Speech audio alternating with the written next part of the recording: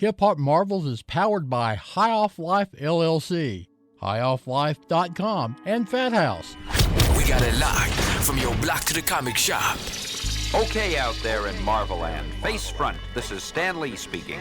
You've probably never heard this before, so anything is liable to happen. Hip Hop Marvelites, what's good? It's your boy DJ Dub Floyd, alongside Claudius. What's going on, guys? Today we have two, not one, but two very special guests with us. And you know, I've been listening and keeping my eyes peeled and my ears peeled all over the internets. And, you know, for the past week or so, these guys have been popping up like crazy in my Twitter feeds, my Instagram, you know, just all over the place. So I'm going to let these guys introduce themselves, and we're going to get right into it. You want to go first? Nah, man, you know the deal goes last. So, what up, y'all? What up, everybody? This is Thaahum. I'm an MC, and I'm the dude that, we'll talk about what we did in a minute. I'm Thaahum. I'm DJ Big Serg, man, from all the way from Baltimore, and living in Phoenix right now. So, yeah. Yeah. So, both of you guys both in Phoenix, or? Yeah. We both in the Phoenix area. Oh, nice.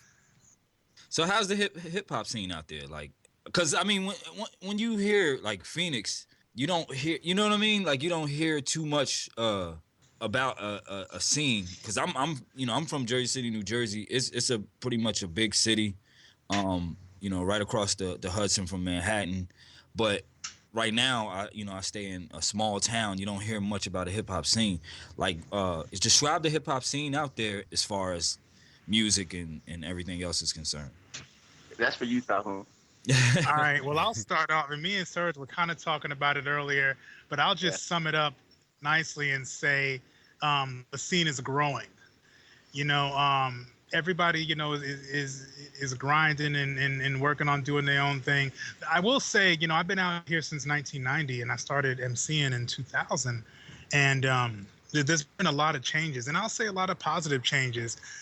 We are seeing more people like collaborating together, and I think maybe the rest of the world, our country hasn't really heard of us because we are still in that growing phase, and everyone's still kind of trying to find their niche and find just kind of search the best way to get their work out there.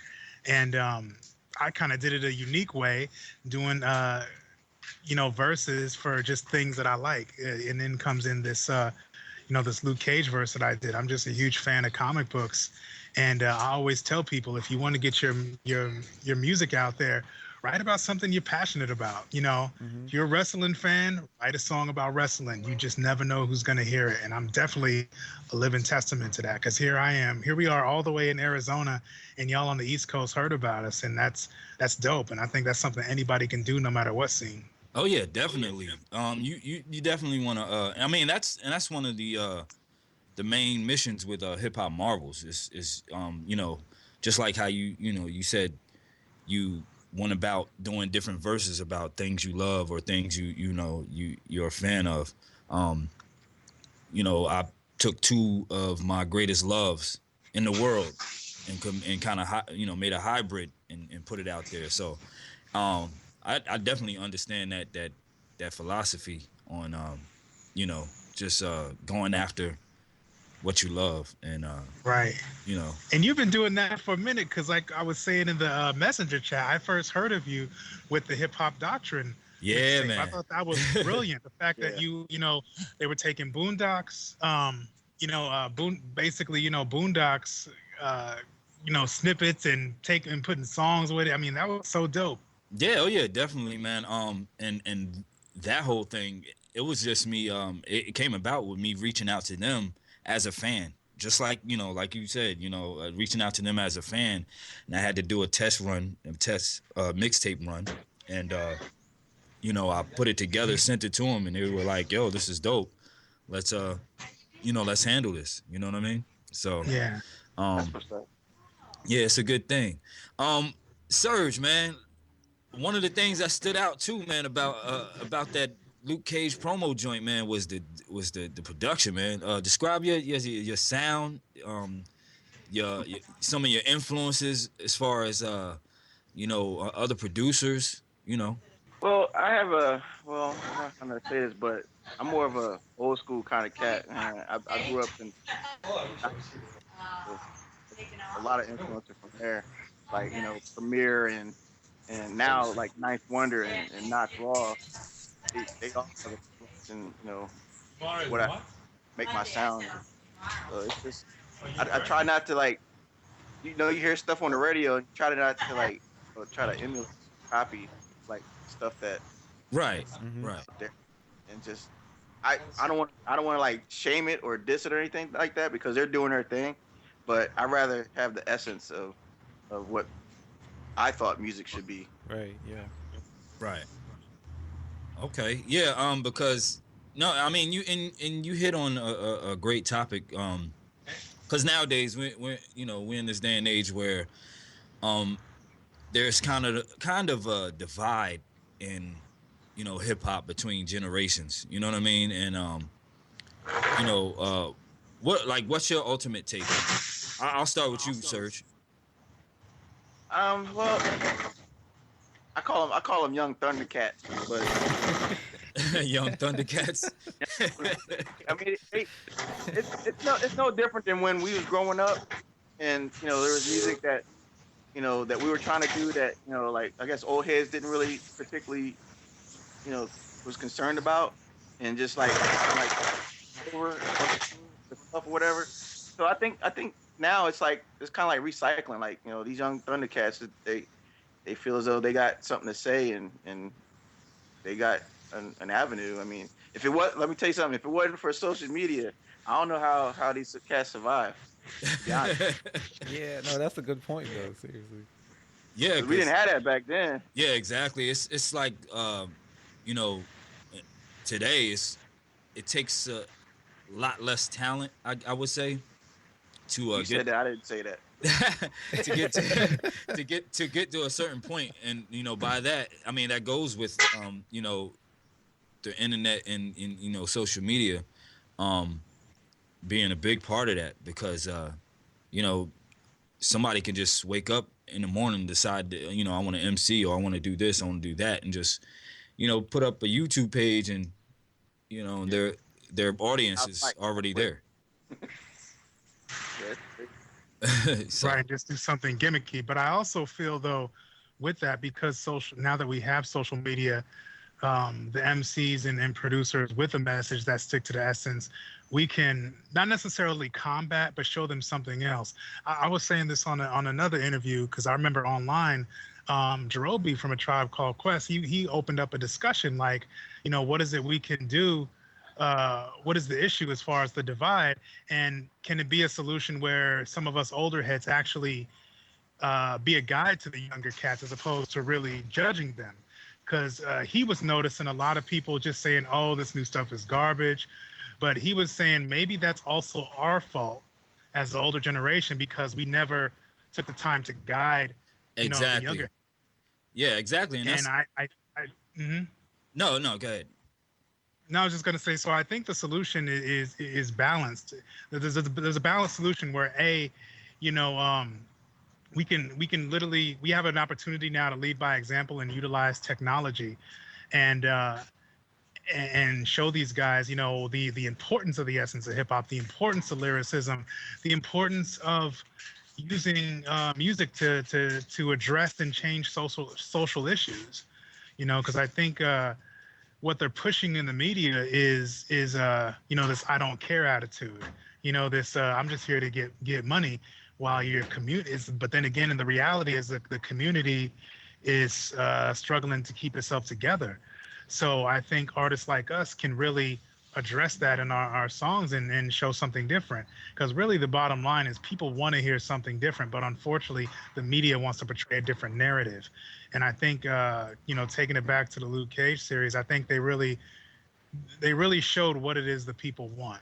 Oh yeah, definitely. And they showed that something can make money and be centered authentically on African American culture, not not white people's idea of what African American culture is. I remember mentioning this to somebody else, where they thought, where they said, the Cleveland show was a black show, and it's like, no, it's not. No, It's Caucasians' idea of what black culture is. Well, yeah, to touch on that, like, you know, there's an abundance of shows, you know, showcasing the black experience from black people. Right now you got shows like Atlanta, Queen Sugar. These are shows that, you know, behind the scenes you have, you know, black people running these shows, and it's authentic. You know what I mean? It's not, it doesn't seem you know, made up or going by what someone thinks the black experience is. Right. And then I saw another tweet, you know, of Floyd about the fact that Netflix shut down yesterday because so many people were streaming Luke Cage shows that something can make money, you know, with a practically all black cast. You know, you don't have to make a movie about Egypt and Miss Cat. Let's not go there. There you go. Let's not go there. People want to see the real, you know. You know, so I think it just implants that idea that people want the authentic narrative. People will see the authentic narrative. Yeah. Oh yeah, definitely. You know, right now, I think it's a great time. And to go back on what you said, you know, hip hop. Speaking on hip hop, you know, it needs to have balance. You know, and that's what I always say. Now you got to realize in different stages of hip hop, there's going to be different, I guess you would say, subgenres within the genre. There's going to be constantly songs about dancing, about clubbing, about, you know, there's going to be a lot of different songs. But I don't want to turn on the radio and that's all I hear. You know, I want some balance. Give me some balance. Right. And I think right now, if there was a sense of balance, there wouldn't be such a divide. You know, and you know, I'm looking.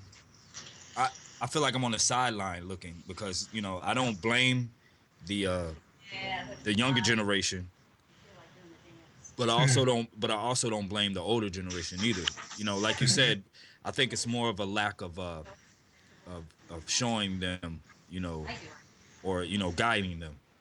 So, but it's a real, you know, it's a real debate in this era, in this day and age. It's a real strong debate. I mean, you got cats like Lil Yachty, you know, talking about he don't know any Pac or Biggie songs and stuff like that, but that's not hit. I don't blame him for that because he's so young. Like, you know what I mean?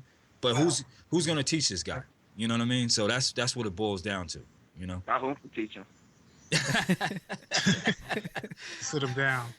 You know, because it's definitely we have, you know, our you know, this is I think this is almost like another, you know, social outrage revolution type coming, because with all the stuff going on in the media, even like you know, my daughter, you know, she's in her Black Student Union in high school, and you know, they staged their own protest against social injustice, you know, with sitting during the pledge. You know, this is like their 60s kind of come back. Exactly. Like how heads would protest, you know, the Vietnam War and stuff, and they was still met with, you know, how dare you do that? So it's almost like, you know, the revolution in a sense, it was calm during when we were young, but now stuff has bubbled up so much. Our children, our nieces and our nephews now have like decisions to make, and they even notice the music isn't necessarily reflecting the social times that they're in. Right. Exactly. And I always say it's like history is kind of repeating itself. It's so much going on every time you turn on the news or, you know, you turn around, and it's to the point to where you don't even have to turn on the news. It's just right there, you know, with the climate of social media and the internet these days. It's like everything's close to fingertips. Yeah, exactly. So it's just we're at a time to where you know, things need to be said, things need to be discussed, and I mean, and not to get too political about it. I mean, in less than like a month we have another election. You know what I mean? So it's real serious right now. You know, I definitely understand where you're coming from when you say that. But yeah, to move on, let's talk about this this whole Luke Cage experience, man. First off, how have y'all seen? Well, how many episodes are y'all into? Because I binged the whole thing on Friday. Yeah, it took me 2 days to binge the whole thing. Well, I started on Friday and I ended it on Saturday. By Saturday evening, I was done. Damn. Yeah, Saturday evening I was done. I'm on like episode 4, so I'm not too deep. Yeah, we're not gonna reveal. So then we won't. Yeah, we won't get into. We can get into some generalities. I don't want to spoil it. Yeah, I appreciate that. Y'all or anybody else who has it. Yeah. But I did want to get into at least because when I found out we were being interviewed, I was like, Serg, you got to at least watch the first episode because there's something I want to talk about. And he was like, bet. Now he's on like episode 5. But from the jump on how unapologetically black it is, it's literally like the black culture in the Marvel universe, because from the jump off, when you see the guy bootlegging Avengers footage, I'm like, that's something we would do if that was real. Exactly. When and that to me was the best part. Yeah, he's walking the streets, and my man was like, you know, he has the 4K DVDs. He's like, yo, I got these, you know. I got the footage on the green dude, on the dude with the hammer, and that old guy with the shield. Like that's dope. And now I understood when the executive producer Chael was like, in this series, Harlem is its own character. Exactly. You know, because it really is, because when you think about it, and I posted on this, let's just be real. Are we allowed to cuss on here? Yeah. This is parental advisory. Yeah, go do your thing. So being real culturally, you know, niggas don't do Ghost. We don't do Aliens. We don't do, hey, what's that noise over there? I'm gonna go check it out. You know, and sadly, we don't do emotional help when it comes to mental illness or mental issues that we may be going through. Right. So you place all of those elements and then put it in a fictional universe where ghosts are now real and talked about on the media. Aliens are now real and talked about on the media. Your homeboy or homegirl might have powers, but is silent about it, you know, because of any cultural backlash. That's Luke Cage. Yep, exactly. And it was brilliant. Yeah, the way they put it together, man. And I so wish we can talk about stuff that happened further into the season, but man, because you guys are in for a treat. I can mute my headphones if you need me to. No, but seriously, yeah, this show is definitely unapologetically black, right? Unapologetic hip hop, right. And what I was gonna say, if I may, just real quick, I saw that the New York Post kind of did a negative article on it. They're like, oh, after watching Luke Cage, it's slow and he can't hold his own as his own character. He's better as a sidekick. And to me, that is a result of, you know, mainstream white media just not understanding. Well, you black know, culture. Because again, with those elements, when it comes to stuff, black folks, we just chill about things. That's why I love the authenticity of it. Exactly. You know, it's kind of like Caucasians that'll be like, oh, this is metal. I want to see a bunch of people fighting while they're throwing up the sign or whatever. But we're just like more like, oh, okay, yeah, all right. Well, we're just gonna see how we're gonna deal with this. Yeah. And it played out brilliantly to me. Oh yeah, definitely. You know there's gonna be, you know, a couple of media outlets with PhDs, you know. So I mean, it's like funny how they make that comparison like that, and Matt Murdock is real chill too about his situation. You know what I mean? Like, I think him and Luke have similar personalities in the way they kind of handle their own. You know what I mean? So it's kind of dumb that they choose that to harp on. Obviously, you know. Yeah. Even Jessica Jones was kind of slow too. Yeah, exactly. Yeah. See, so I don't know what they was talking about. But see, the thing is, with Marvel, and this is why, you know, I love Marvel so much, is because they give a chance to the characters for their story to develop. You don't want to. I mean, look at Daredevil. Like half the season, he was in his Frank Miller. The all black costume. Yeah, the black before. We got to see. We need to see the actual costumes at the end of the episode. Yeah, he didn't just jump out the woodwork with the red suit. Yeah. You know, right. You got to give them a chance to build up to that, and that's what I love about Luke Cage. You know, because and as you guys will see later on in the season, like he, you know, Well, actually, not even later on in the season. I think like mid-season, Luke Cage came to that realization, like, look, okay, I got to protect the city and its legacy. Like, I got to do this. Right, yeah. And it was more influence from Pop, but he needed that. He needed that boot to the butt that say, you're special, man. Go out there and help these people, help this city. It's like Spidey and Uncle Ben. It's like the same, Yeah, like he found a influence to Uncle Ben, and Pop is just very similar to Uncle Ben, So I don't know why they hating on Luke Cage, man. They needed purpose. Exactly. They needed purpose. Yeah. Yeah, of course. But I love it, man. I'm talking about everything, man. From the theme, the intro track, man. Like the inner MC wanted to spit to it when it was, you know what I'm saying? Right. Like I'm like, yo, this is so dope, man. The score and the music was so dope, and like I love the visuals on, like, they show parts of his body, but they have parts of New York on them and stuff. That's so dope. Yeah, that was dope. Yeah, that's crazy. And the fact that we have like some of these musical icons like officially in the MCU, like how crazy is that? Faith Evans is in the MCU. Like, you know what I mean? Like, it's crazy. I wish there was more Easter eggs in it without spoiling anything, but they did a lot of dope cultural Easter eggs. Yes, and I loved the subtle connection to Iron Man. It was real subtle. Yes. Nice. That's dope. Yes. But I mean, and I even thought about this like before the series came out. I'm like, okay, this is a Wu-Tangification of the Marvel Universe, but I'm like, most people forgot that in Iron Man 1, he's bumping Ghostface in the plane. Yeah. Oh yeah, that's right. What? Ghostface.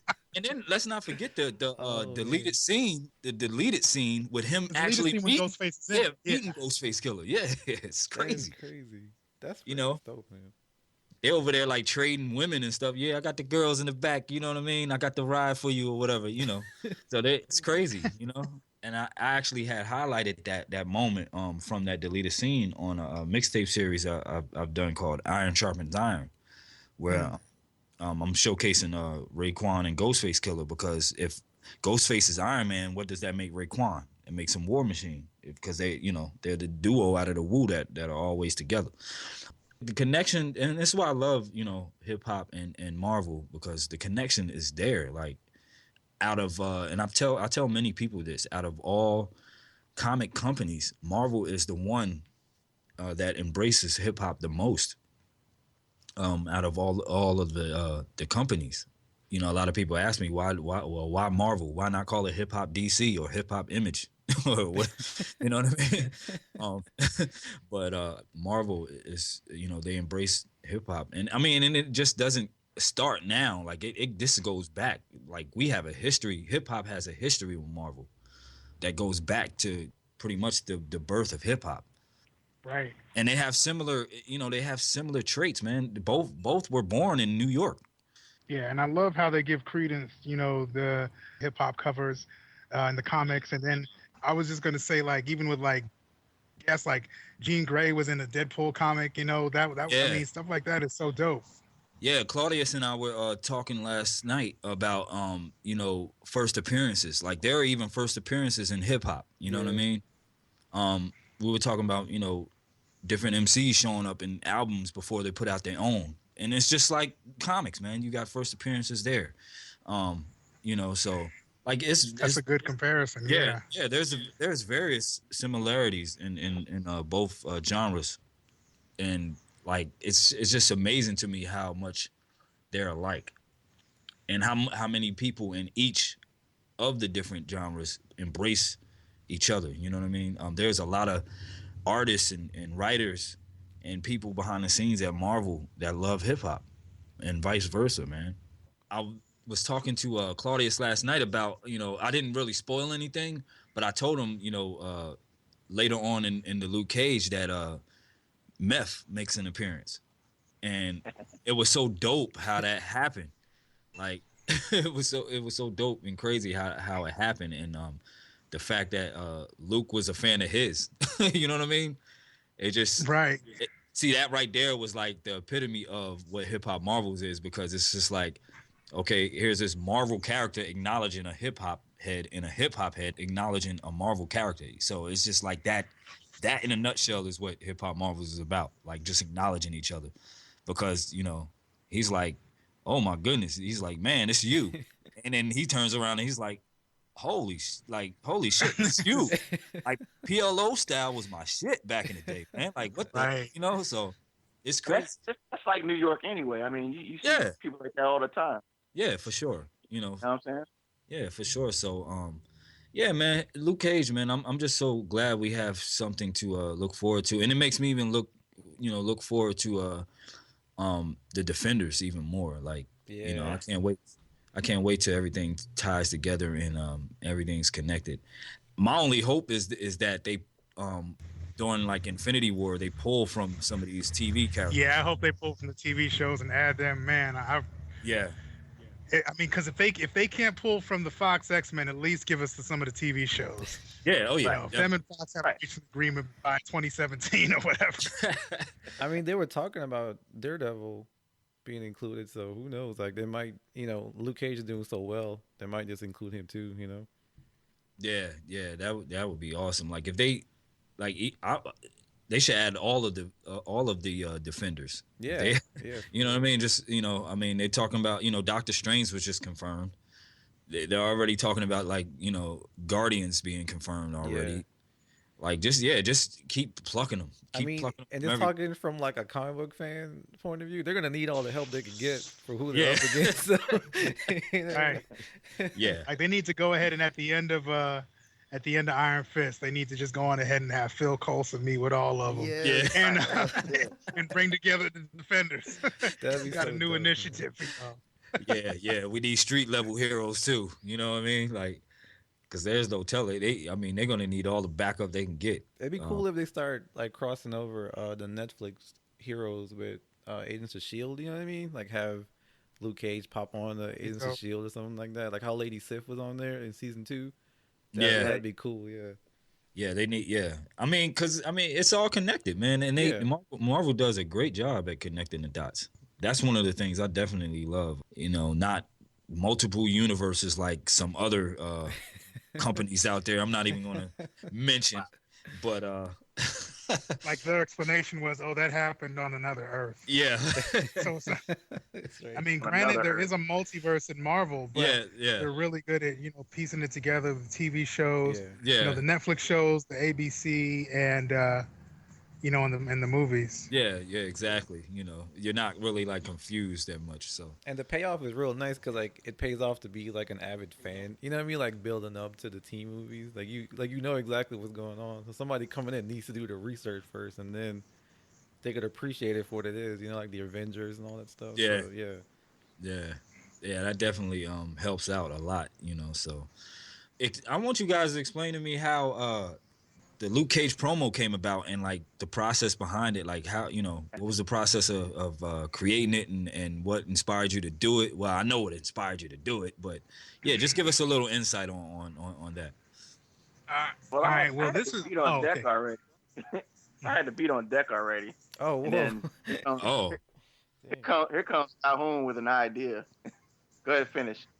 And it took me for a minute too, because he gave me that last year. Like we had met up just by chance last year, and then we just started chopping it up, and he was playing me beats, and I was like, "Yo, I want to get let me get a beat," because we was talking about the local scene and how he's giving beats to artists, and they sit on it, or how you want to collab with folks, and for whatever reason they just kind of coming off as lazy or uninterested, and I was like, I was kind of, in my talking shit mode where I was like, what, give me a beat and I'm gonna write to it in 2 weeks.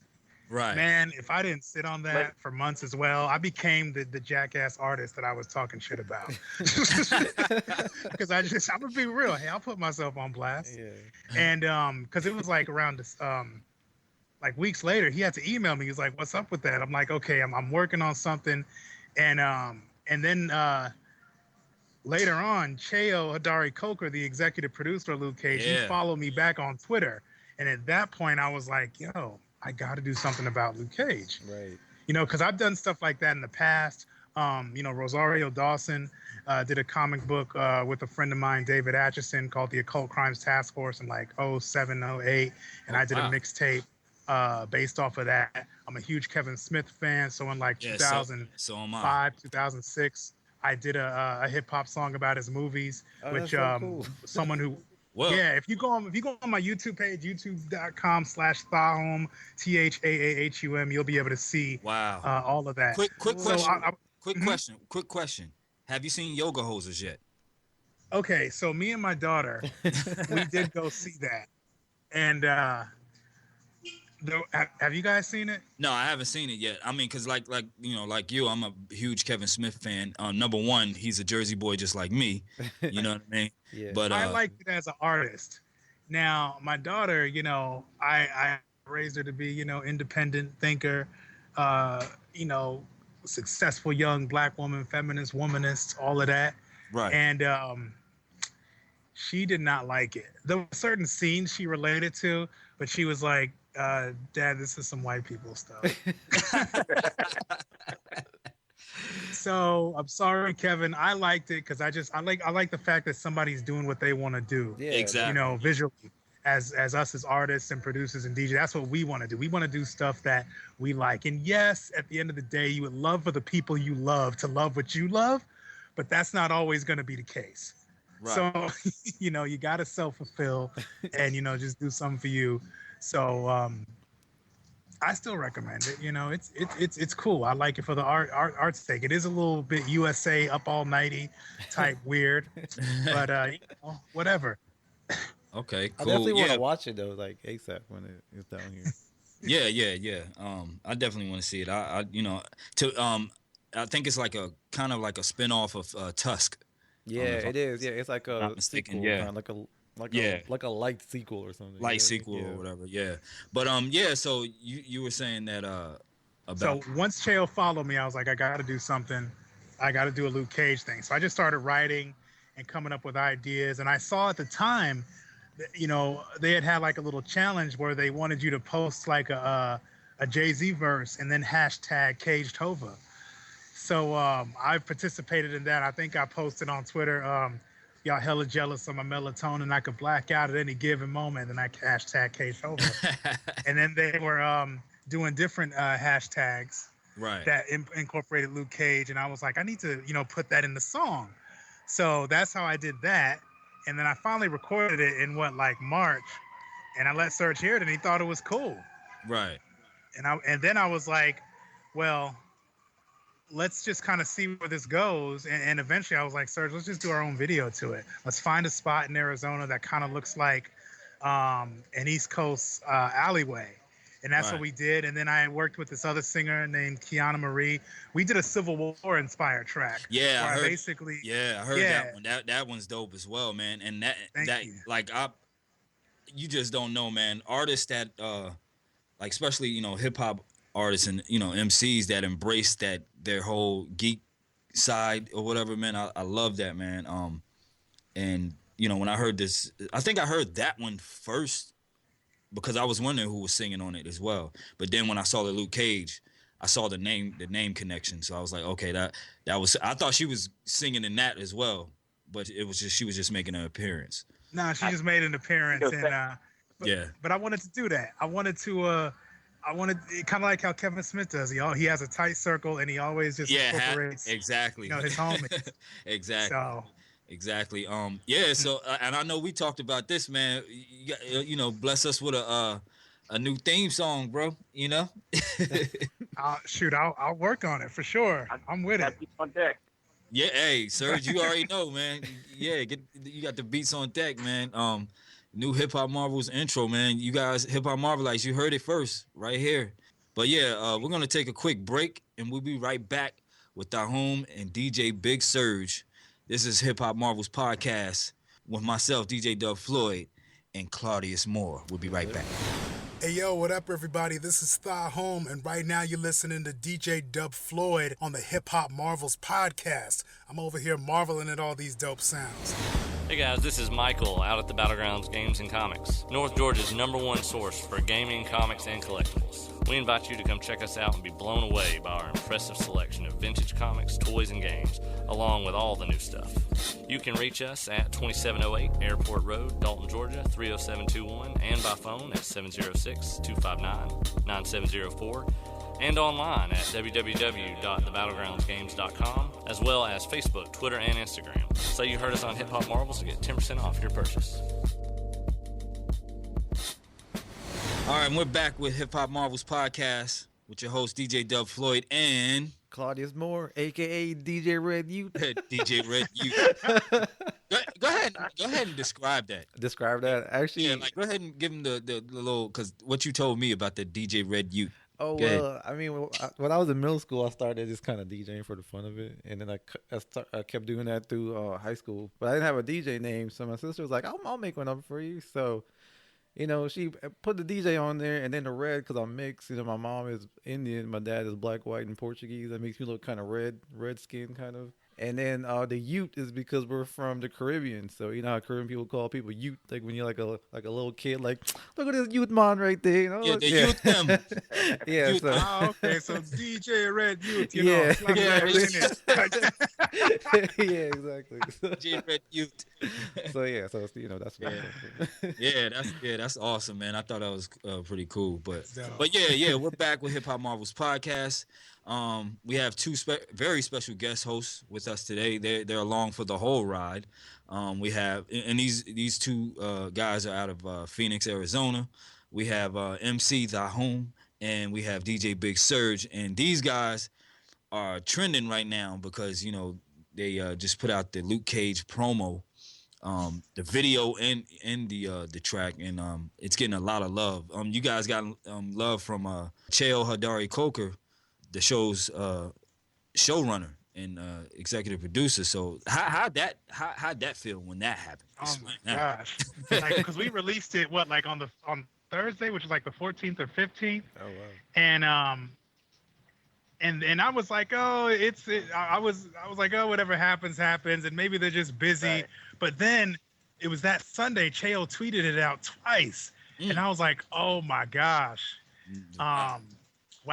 And then we didn't it did. We didn't expect this this kind of takeoff, because then after that, Black Girl Nerds podcast put the song on their podcast. Yeah. And then y'all put it on y'all. As a matter of fact, I was gonna ask, how did you guys hear about the song? It was just trending for some reason. It was just trend.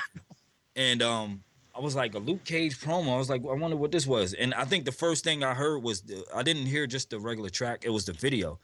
So I was like, hold up, I know Thaahum. I'm familiar with him, And then that's when I had reached out, and this was right after we had recorded the podcast mashup, and we were in the editing stage of the episode or whatever, and I said, you know what, I gotta add this in because this is so dope, Wow.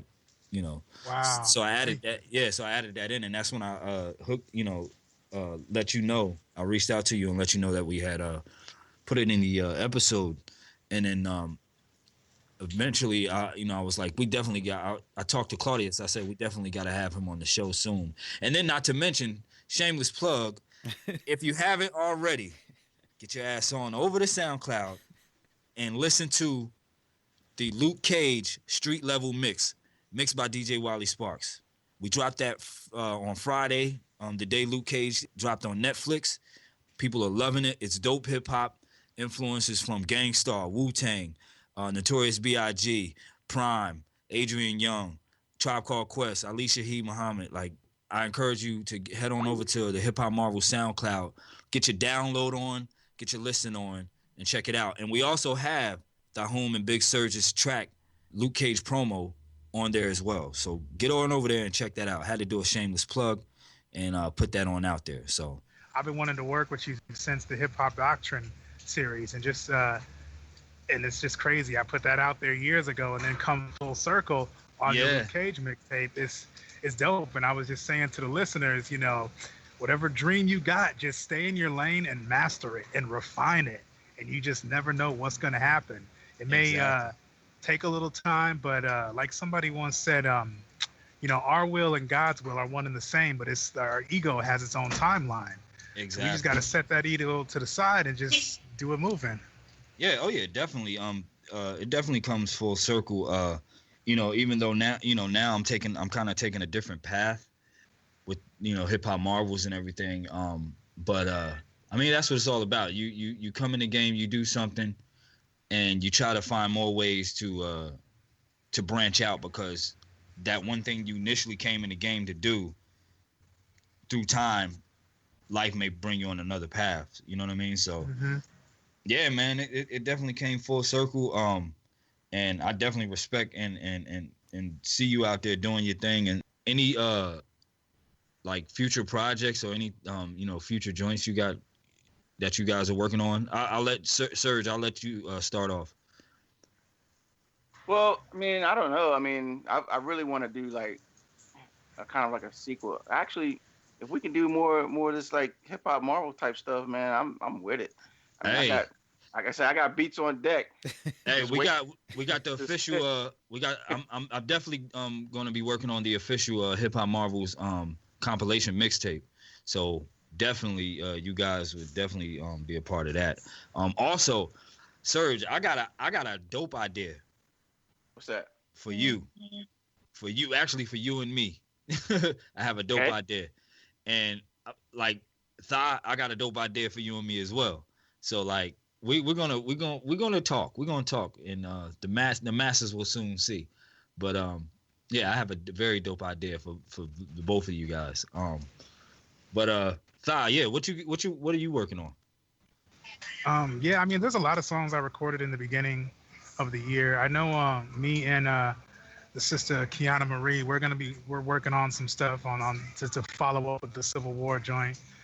We have a really dope song that's already finished that we're bouncing off ideas for a video for, and I have a song that I wrote that actually Mila Machinko's on the hook. It's a song I wrote called "Switch the Tides." And I worked with Mila in the past. I actually did a Star Wars themed hip hop track with her that we got a video for. Wow. And it took a year to do, but that's on my YouTube page too. And it got my daughter in it. We got special effects. We got, my daughter, young black girl, kicking ass with a lightsaber. It's dope. Oh man, that's what's up. Yeah, you guys will love that. But yeah, so Mila sang the hook on that song. That was Anakin's Prayer, Episode 2, The Star Warrior. It was like my unofficial sequel to Jay Electronica's Anakin's Prayer. Oh, damn. So nice. Anakin's Prayer, Episode 2. Nice. So anyway, fast forward, we have a song called "Switch the Tides," which kind of has a hip hop Eastern feel to it that I want to do some type of Doctor Strange themed video for. Nice. So that's in the works, and I don't know what else. The sky's the limit, Yeah. Definitely. I mean, on top of music, me and my daughter, we'll be doing like fun comedy skits, almost like on some old Black Hannah Montana, Dave Chappelle type stuff. I mean, we did a Black Hannah we did a comedy skit called How the Force Awakens Should Have Ended. I'm sure y'all saw that. Yeah. Seen the movie, because as soon as I saw the last scene, what came to my mind was that old school Mean Joe Green Coke commercial. Oh right, yeah. So we doing the comedy skit where like she reaches in her bag and instead of a lightsaber, she pulls out a Coke. So y'all gotta that's on my website too. So I'm gonna be mixing it up, doing music, just fun skits. And even though this is all fun and good, it still has a purpose.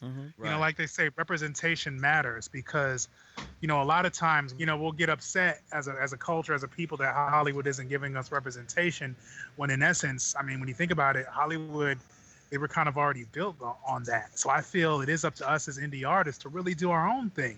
And that's why in my last music video, I did an all black Star Wars pretty much. And I'm kind of doing the same thing with this Doctor Strange theme project that I got working on too. I think I was gonna ask that too. Like, were you planning on doing something for Doctor Strange? Yeah, I definitely am. I don't want to reveal too many spoilers, but I am, and I think the visuals, itself would just be dope on some representation type stuff, because I always got, ideas on how these comic book stories can be related to African American culture, just like with Civil War. Right. I mean, when you think about it, with social media and all the issues going on in our community, it's literally kind of almost divided us as far as our opinions on how we should do things. You know what I'm saying? Yeah. To the point it's caused a civil war within our community. So I might even follow up and do a video off of that. And then even Suicide Squad. Like, I thought I have ideas on how to repurpose that into like an African American centered, idea. So it's like I said, the sky's the limit. So I definitely got some stuff in the woodworks. Definitely, man. I want to get into you guys' Hip Hop Marvel origin stories, man. This is one thing we do on Hip Hop Marvels when we have special guests. We ask them what their Hip Hop Marvels origin story is, and that is, what was the first hip hop album or artist or song that you heard that that just gravitated towards you and just captured you, and then also what was the first Marvel comic book, movie, character, anything within the Marvel universe. What was your first? I'll start with Serg. You can go ahead, Serg. Well, let's see. My mom used to take me to the record store all the time, man. So it was like it was like predestined that I would be in music some sort of way. And with my own money, that cutting grass and all that kind of stuff, I bought the Paid in Full album, Eric B. and Rakim. That was my first. Nice. Thinking of a master plan. Yeah. Yeah, man. Yeah, for real. To start with that's just awesome, man. I think even in today's day and age, if you want to go back and do some research, I think that's a nice place to start. Yeah, definitely. Yeah. Like since then, man, I've been I used to work at a record store out here. I used to sell vinyl and stuff like that. So I was always. It seemed like I was always predestined to do something with music. Being that I'm a DJ now and all that kind of stuff, it's just, I don't know, it's just meshed well, put it like that. Right. Being that I used to, be involved in at the record store and all that kind of stuff, it kind of helped me in my travels into producing as well, because you hear the, different sounds all the time, Latin music, jazz music, world music, stuff like that. So I got all these ideas in my head, and it's just trying to figure out how to put them down. It's just, kind of weird, I guess. Right. But in a good weird. Good weird. We all love good weird. Right. That's the tab. Yeah. Yeah. You got all these tools. It's like how to bring it all together and make it's like being a cook almost. Yeah. Yeah. I think weird is like a requirement to be a creative, like you guys are. It reminds me of Double K and Beat Street when he was trying to put that sound together. He's like, I got all these ideas in my head, and I'm just trying to put them down. So, what about you as far as the hip hop portion of your origin story? It's so odd because speaking of remakes and doing stuff that we love, mine interestingly was hearing Big Daddy Kane on the Lean on Me soundtrack. Oh, wow. Oh man! See, this is why I love these stories, because this is so many stories. Like you hear them from different walks of life, and this is what I love about hip hop, and because it's the same way about Marvel. You can be dragged in this whole cultural whirlwind at any given time, any given way. The fact that you said Big Daddy Kane on the Lean on Me soundtrack, yo, and that introduced you to hip hop, like that's crazy. Because of course, my parents weren't into, rap or hip hop at all, and of course we remember hearing the original Lean on Me song, and then when I heard that someone did a rap version of that, that was my first really idea of a remix or a remake, and I was like, this is dope, and I bought actually that was on Big Daddy Kane's second album as well. So I bought his album because of that song. And I remember I bought it at Target. I was playing it in my headphones. My mom was like, "What are you listening to?" She took my headphones, and then was like, "You're taking this back." Oh, but That's when you could take tapes back to Target. I bet you were like, "Mom, but it's Lean on Me." Like, yeah, that's crazy, man. And then even the commercial side, hearing Bobby Brown's song on the Ghostbusters 2 soundtrack. Oh my God! yeah. I still love that song. It was In Control. Yeah, that song is so dope. Yeah. Well, that was better than the movie almost. Like, then he had the ill cameo too, man. Like, yeah. He had the ill cameo on Ghostbusters 2. He's like, "Can I get one of those proton packs?" It was like, "Hell no, get out of here." Yeah, and that was my first introduction of just the merger of those cultures, and it was dope. And then along with that, watching the MTV Raps, KRS One's "You Must Learn," all of that, and I think that's kind of what imprinted me with, okay, we can do our thing and we can put it in the mainstream. Because when I first started rhyming in 2000, I wanted to rhyme over radio beats, but I wanted to put a message of of social issues in it, and all the underground MCs were offended by that. They didn't want to do it, because to me a beat is a beat. If you're a writer, you can rap over anything. Hey, Lauryn Hill said it best. Even after all my logic and my theory, I add a motherfucker so you ignorant niggas hear me. You know what I mean? You have to appeal. Sometimes you have to, get ignorant a little bit for folks to get the message. You know what I mean? The true message. So right, and I actually call it Dave Chappelling it with your style, because if you're an artist, whether you're an MC, whether you're a painter, or whatever you do, if you want to break in the mainstream, you have to creatively do it, in my opinion, the way Dave Chappelle did it with comedy. Every one of his skits had a message behind. Heck, even the Boondocks, every one of their episodes had a message behind. And I think more people need to do that and just have the courage to do it. Right. That's how things will change. Exactly. So I'm gonna switch over to the Marvel portion of you guys' origin story. I'm gonna start with you, Serg. Like, what character or what like specific issue of a Marvel comic? What was that one issue or character that got you into Marvel? Well, I think it would have to be Iron Man, and that's only because I was a Wu fan, and when Ghost, Ghost, did that joint, I was like, yo. Mm-hmm. That's the same for me. I'm a huge Iron Man fan. I think that's what did it too. When like the connection between the hip hop and Ghostface and him calling himself Tony Starks and all the references and the rhymes and him being a playboy and being flashy and like yeah, man, that whole for me, I was like, oh yeah, this the dude right here. And then also I guess and you can let me know if you agree with me. The fact that he's not really like a superhero. He's just like a hero because he's a man in a suit. Like he's the closest thing to a real life superhero, if you will, because he's a man who dons a suit, which gives him his strength and everything. He doesn't have any mystic powers, any magic. He doesn't have any super strength, speed, or nothing like that. It's like just, he makes his own luck. Right, and his superpower is mainly his mind, his brain, him being so smart, which is closest to to reality as you can get. So that's one of the things I embrace about Tony Stark, Iron Man as well. So that's dope, man. Thaah, what about you, man?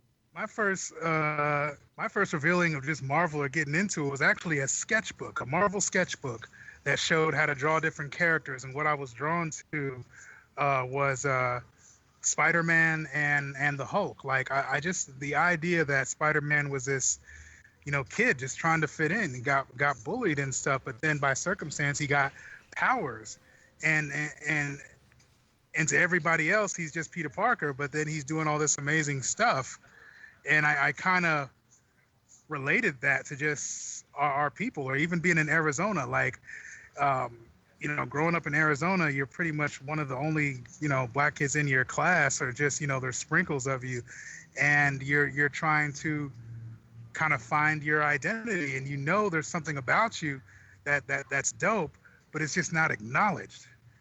So that's how I related to that. And then also the Hulk, the issue of just having this raging beast inside you that you either need to learn to deal with, or you just want to get out of you so that you can fit in.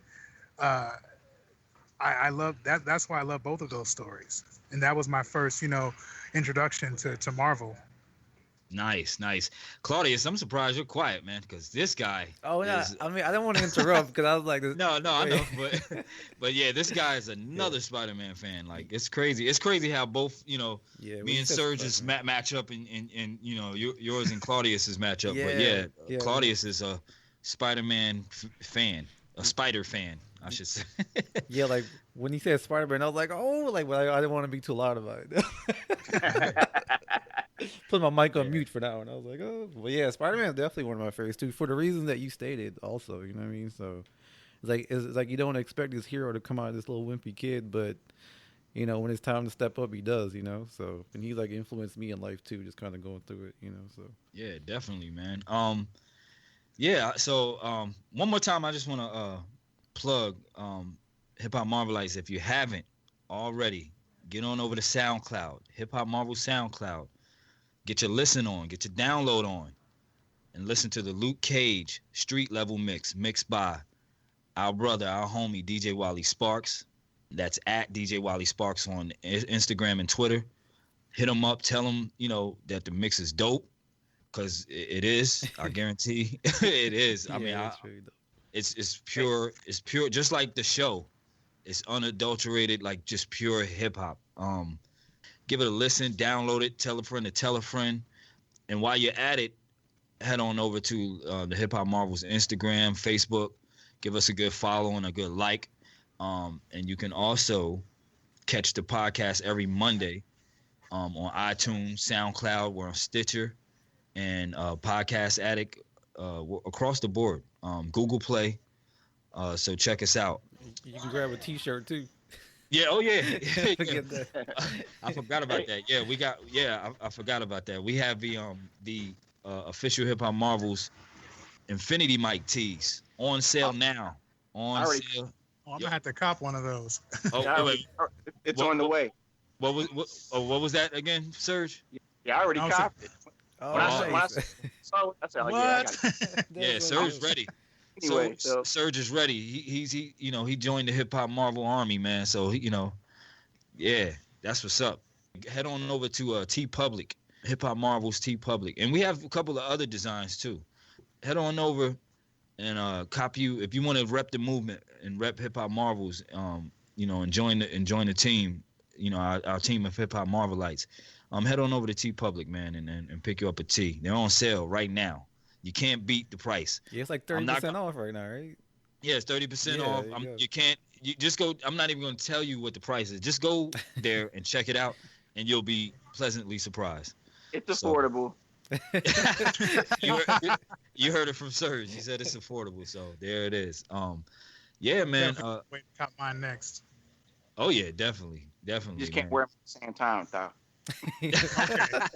Let's coordinate. Like you're Mondays, Wednesdays, and Fridays, and I'll be like Tuesdays, Thursdays. I mean, ain't that the point though? We all want to, wear them at the same time to show there's strength in numbers, man. That's what this hip hop Marvelites, the hip hop Marvelites are about. That? Yeah, we're an army, man. We're a squad. We're the Squadron Supreme. Mem Bleak said it best. We are the Supreme Squad. You can dream hard, but reality is, So we're the Squadron Supreme. You know what I mean? So there it is. Hey, you ain't say that the track was gonna be the first one on the mix. Oh. I listened. I was like, that's us already. We open it. We the opener. Yeah, man, gotta get that track love, man. It definitely it served its purpose, man. It got people prepared to see this epic show. Some of the lines in there. I mean, you pretty much told people like what I'm gonna be doing on 9:30. You know what I mean? I'm gonna be, you know what I mean? I'm gonna be binging. So yeah, man. All right, Thaah, I got a question for you about the new Spidey Homecoming. So what's your thoughts on Tom Holland as Spider-Man, Peter Parker, and the costume, and just them being out here in Atlanta and then going to Queens where Spidey should be filmed, in my opinion. But yeah, what's your thoughts on that? Just the whole process of them doing that and the whole reboot thing. Well, I like the fact that they're taking a whole new take on it. You know, they're really amping us up as fans that, you know, this is not going to be the same Spider-Man that y'all saw when Sony was doing it solo. I like the fact that they're taking it back to high school so we get to see, you know, again, what Marvel's doing, same thing with Luke Cage. They're taking a culture and applying the Marvel universe to it. So with Luke Cage, we got Harlem African-American culture. And now I see with Spider-Man, we are getting, you know, teenage high school culture. Right. And I think that that's going to be appealing to people like you and I and you, my daughter. And so I think it'd be cool. I mean, I'm excited to see it. You have any thoughts about the villain choices like Shocker? They got Vulture in there, and what we've Shocker, never seen before, Vulture. the Tinker. That's crazy, right? That should be interesting. And it's funny because the rumors of the plot, Agents of S.H.I.E.L.D. addressed this in season 1 because I like, again, how they're using what already happened to connect the story to where, you know, I guess the rumors that the Tinker got Chitauri technology from the invasion or from the incident that was left over. That's right. Because you would think that would happen if aliens came and shit. Like maybe the bodies that fell, there's some technology kicking in. Yeah, that's so true. the rumors of the rumor is that he found that and that's how he made his suit. Agents of S.H.I.E.L.D. addressed that in season 1 where people were dying because they picked up Chitauri tech and their DNA didn't mix. They were getting like disease. That's right. So the rumor is that they're twisting it to where he has to wear the suit and the Tinker basically made it so that he's not, he's basically codependent on it, allegedly. This isn't fact, but it makes for a good rumor. Yeah, definitely does. You know, to tie it all in. That is crazy. So I'm excited. I mean, I love the casting they picked some of the best people for this movie. Just no more Green Goblin. No more. I'm like baby. I ain't gonna say it no more. Put some respect on it. Yeah, there you Put go. some respect on it. I ain't gonna say it no more. Yeah, man. But I mean, I'm thinking excited. Plus they leaked some. Well, not leaked. They released it obviously. Some pictures of the Shocker. His suit looks dope. Like it's really grimy looking, but he still has like the gauntlets and stuff. So I thought that was really cool to see him in that kind of light. Like he's not too like polished, you know what I mean? Which is kind of cool. I guess for the first time around, Shocker's going to be on screen. But I mean, I'm looking for. People are saying that they probably did too many villains, but I mean, Spider-Man takes on like at least 5 people at once and shit like that. You know how Spider-Man does. Yeah. Right, and plus like the ante is up because they're tying in Tony Stark. Yeah. So I think it'd be dope. I think they're normalizing, you know, they're humanizing the superheroes. Like I haven't seen it because I wasn't at Comic-Con, but they showed like a bonus Spider-Man clip of him just going through high school. Oh, that's cool. Yeah, it was released in July, and allegedly they might release that footage this Christmas. I don't know, but yeah, it was basically just him in high school. People were looking at leaked footage on YouTube of Civil War, or he was, or something like that. And it's just him trying to balance out being Peter Parker. I love what they're doing. Like, did y'all see also the bonus clip from Civil War, what Thor was doing during Civil War? Oh, man, that was so awesome. That with the roommate. Again, they're normalizing, you know, and it's like Marvel's taking a completely different take on marketing, which I think is brilliant.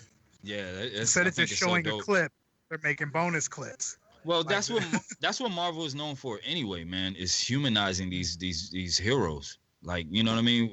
To a point to where we relate to them. We definitely, you know, we relate to them more. Like you said, you know, even with Spider-Man's story, like what kid couldn't relate to, you know, what nerdy kid couldn't relate to getting bullied or, you know, picked on. You know what I mean? Unlike I can't relate to, you know, solving a problem because me and my bill collector, or me and my enemy got moms with the same name. Yeah. I wish all beasts were squashed like that, don't you? That, you know. Yeah. I mean, but look at Luke Cage, man. Like he got all of this strength and this, you know, ability, but Genghis Khan was like, "Where's my rent?" Like, you know what I mean? Yeah. he had more jobs than a Jamaican. You know what I mean? Yeah. So it's like he even said that, like, yeah, verbatim in the show. You know, he left one job to go to another job. So it's like, you know, the struggle is real. Yeah, I can have all these powers, but my rent is still due, dude. Right. Gotta pay rent. Yeah. You know what I mean? I still got real life problems. You know what I mean? So, you know, I totally get it. And that's why, you know, one of the things I definitely love about Marvel is because they, you know, they humanize these characters, you know. And like that's what Stan Lee was saying. He based you know, most of the locations in real places, like you said, Floyd, because like I mean you could relate to it. You know, it's this Queens for Spidey and like, you know, oh yeah, definitely. You know, like the Avengers Tower is like is a spot where in upstate. Yeah, definitely. Go. Yeah, so it's like, and I mean when the whole like 9/11 thing happened and they released that comic, like the heroes were trying to. Like even the heroes didn't know how to deal with that. Even they were going through problems. You know what I'm saying? So yeah, what's crazy is like you know, one of my favorite heroes right now is Miss Marvel, the new Miss Marvel, Kamala Khan. Yeah, she's from my hometown of Jersey City, New Jersey. Like I'm reading the comic and I'm seeing landmarks and stuff that I know of, like in the comic. I'm like, what the hell? Like, you know what I mean? It's just so crazy. It's so crazy how relatable it is. You know what I mean? Like. She's walking through the park and stuff like that, and I'm you know looking at the different parks and the different streets and stuff like that she, you know, places she stays at, and I'm like, yo, I feel like I'm there again in my hometown, and you know her story is kind of similar to Peter Parker's. That's why, you know, that was a great selling series when it, you know, came out, because it's this, you know, 16-year-old, you know, Pakistani American girl trying to adjust to life. You know what I mean? Yeah. And she gets hit with these powers, and she's trying to, you know, figure her powers out along the way. She, you know, and plus she's in school dealing with different issues there. So like Marvel makes it very relatable and you know, humanizing these characters, and it's just so dope. I mean, like it's like that line Jadakiss said when he was I think he was dissing 50 when he said this line. Like he said a line to where he was saying, I did real songs with Big, no made up shits. You know what I'm saying? So it's just like that same quote goes with Marvel as far as like the geography. Like, you know what I mean? Yeah. We got real joints, no made up shits. Like we got, you know, you could check out geography. These are real places, no made up shits. So kind of reminds me of that.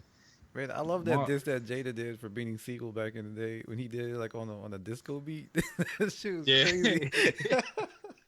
Well, I mean that you know that was one of the dopest back and forth, man, back then. And he said our son kissed like a soda.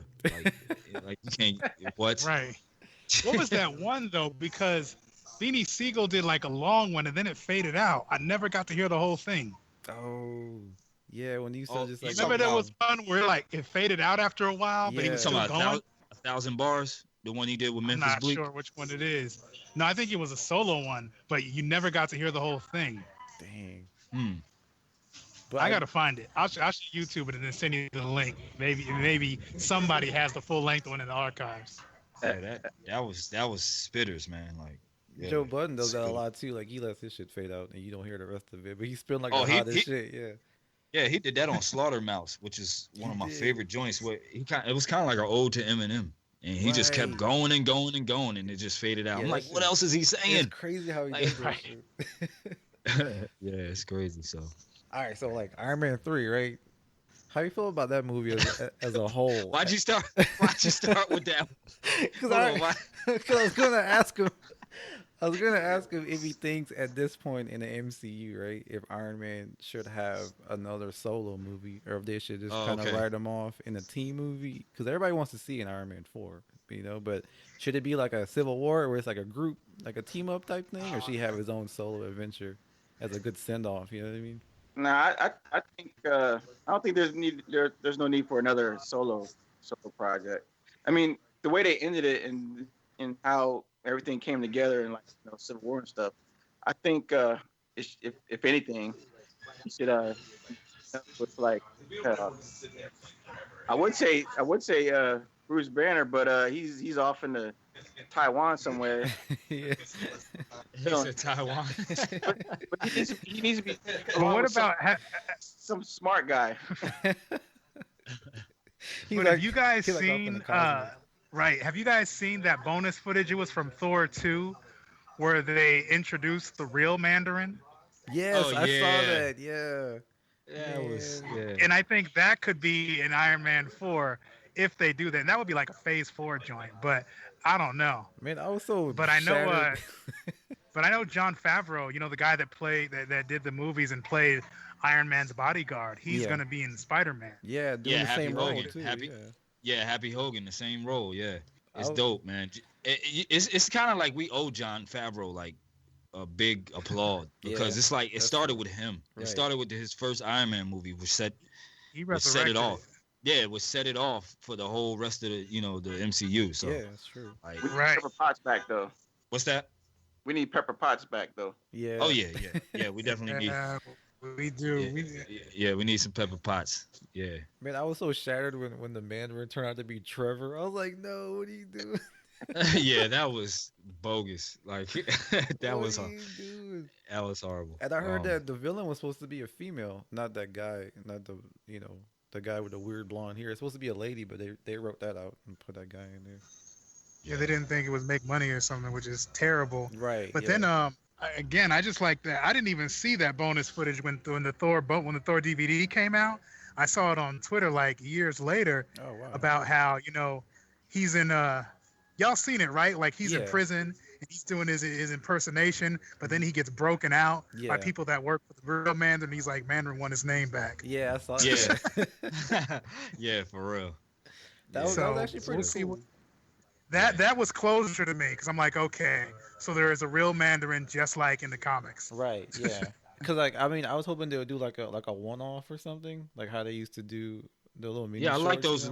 Yeah, I like those little shorts or whatever. Yeah, those are dope. They could like maybe do one for the Mandarin. I mean, they kind of did though, like you said. Like they kind of the fans like were loud enough to let them know that they didn't approve of Trevor being this goofy ass actor and stuff. So. Right, so they implied it with that, probably because they obviously don't have casting if they were to do that, but at least they put it out there that there's a real Mandarin. And I was thinking, man, you have Ben Kingsley, like an actor of that caliber, and he's gonna dumb down that character like that. Like, why would you do that? Yeah, that's crazy. But man, I enjoy having you guys, man. Anything else you guys want to add? Shout outs, plugs, Start with you, Serg. Well, I want to shout out my Real Radio folks. We have a little podcast as well. Real Radio PHX, Nice. E-House, Kaz, and Sherm. Yeah, we do a little on Thursday nights and everything. So it's cool. We have a little website and stuff. RealRadioPHX.com. You can see me on Instagram, SoundCloud, Twitter. I'm all over the place, man. I'm just trying to get my beats out there, man. So if you like hip hop, if you like old school hip hop, I think you'll enjoy it. Nice.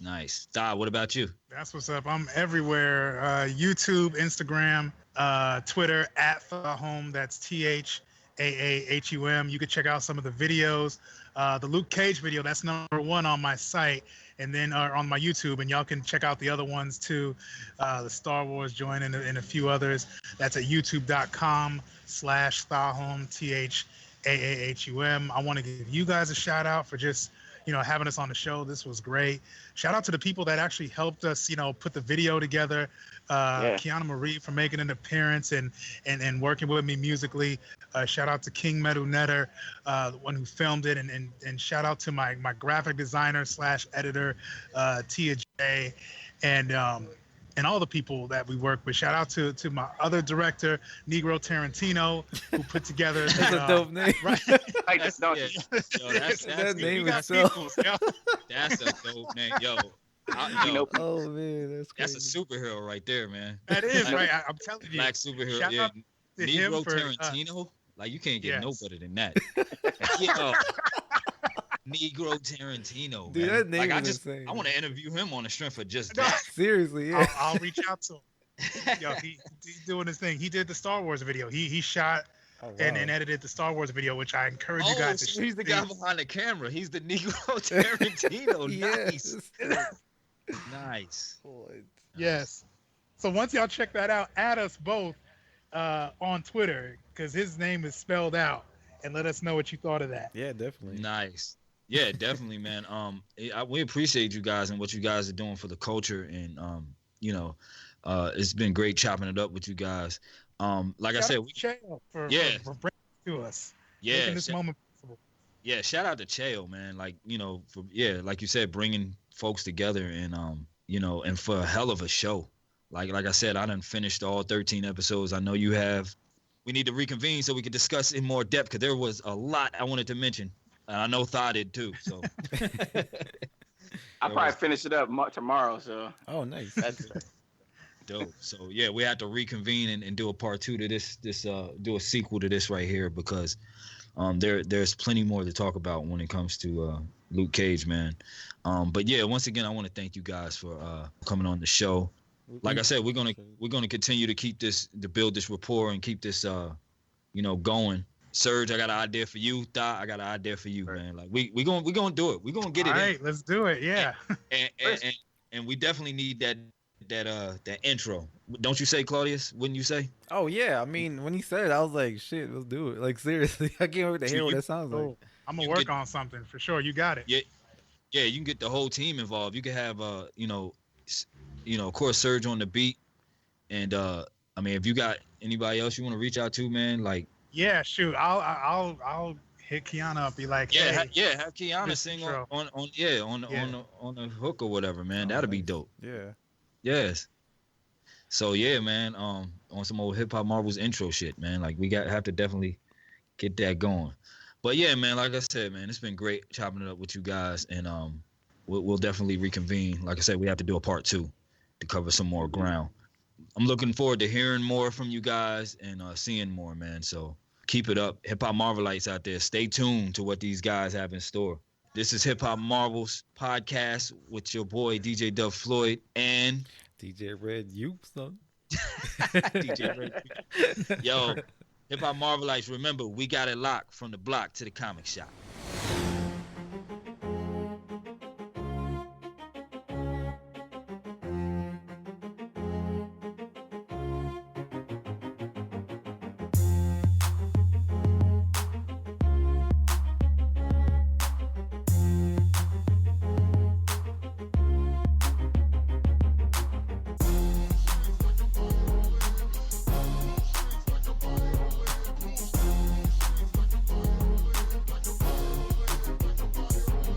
Intel gathered to keep masses mindless factors, then crisis actors match with the right disaster. So controllers think to them you'll journey faster. No one can save you though, not Barack or Bernie Sanders. When someone's not fooled and choose to stand up, most talk rude, their head in the sand, cause they don't stand up and question the situation. When the mass awakens, a higher path is taken.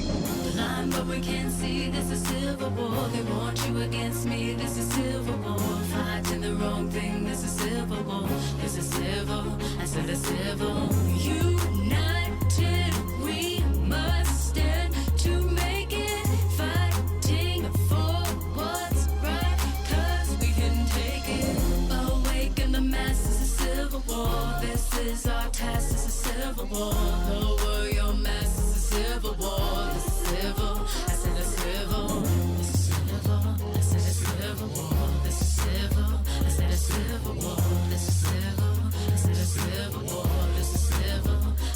The strategy's ill, distract with a massive screen built to heighten the emotions, cause casualties real. Instead of letting the event cause fear and you lose control, find a way to take hold and let the tragedy heal. A true revolutionary's not reactionary. Instead they center and choose not to worry. Unstuck in a world between elitists and extremists, and folks not paying attention to negativity they frequent.